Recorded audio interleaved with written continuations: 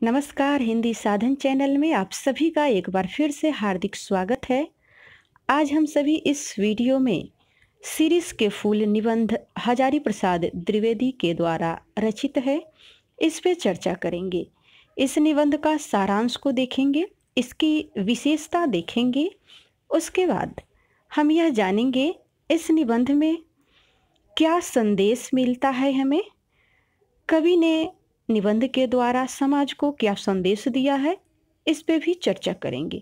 तो चले हम सबसे पहले इस निबंध की विशेषता देखने से पहले एक नज़र डालते हैं कवि ने समाज को क्या संदेश दिया है इस निबंध के द्वारा।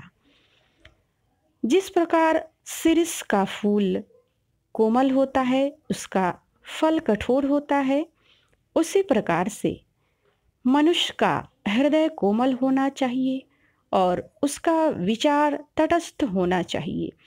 तो ये रहा इस निबंध का संदेश। अब हम चर्चा करेंगे निबंध की विशेषता क्या है। निबंध की विशेषता है शिरीष का फूल और समाज। भारतीय साहित्य में शिरीष का फूल, जीवन और सत्य पर प्रकाश, शिरीष और सन्यासी वर्णित कवि, कालिदास और उनका हृदय की चर्चा, अनासक्त पंत जी, रविंद्रनाथ, गांधी एवं अन्य की चर्चा, आज के समाज और राजनीति में अवधूत की कमी, शिरीष के फूल का इतिहास।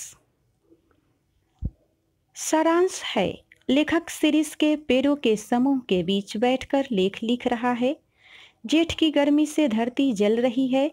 ऐसे समय में शिरीष ऊपर से नीचे तक फूलों से लदा है।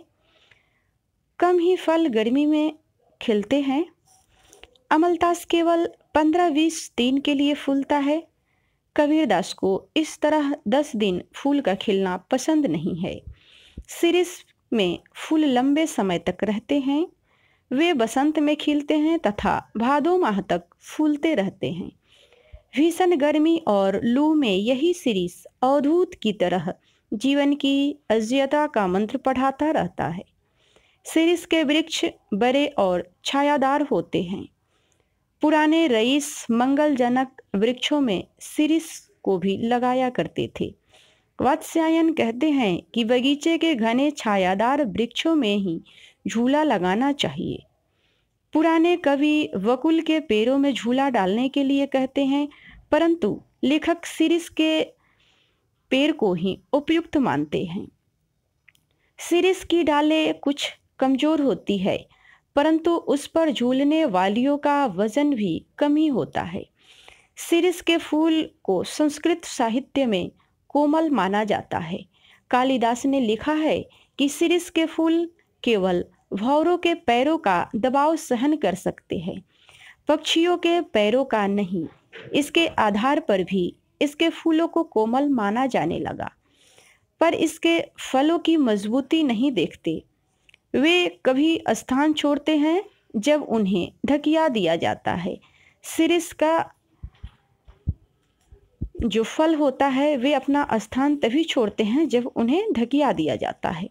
लेखक को उन नेताओं की याद आती है जो समय को नहीं पहचानते तथा धक्का देने पर ही पद को छोड़ते हैं। लेखक सोचता है कि पुराने की यह अधिकार लिप्सा क्यों नहीं समय रहते सावधान हो जाती। वृद्धावस्था और मृत्यु ये जगत के सत्य है। शिरीष के फूलों को भी समझना चाहिए कि झरना निश्चित है, परंतु सुनता कोई नहीं। मृत्यु का देवता निरंतर कोरे चला रहा है, उसमें कमजोर समाप्त हो जाते हैं। प्राणधारा और काल के बीच संघर्ष चल रहा है।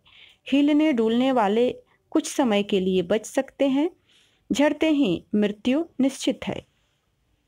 लेखक को शिरीष अवधूत की तरह लगता है। यह हर स्थिति में ठीक रहता है। भयंकर गर्मी में भी यह अपने लिए जीवन रस ढूंढ लेता है। एक वनस्पति शास्त्री ने बताया कि यह वायुमंडल में से अपना रस खींचता है, तभी तो भयंकर लू में ऐसे सुकुमार केसर उगा सका।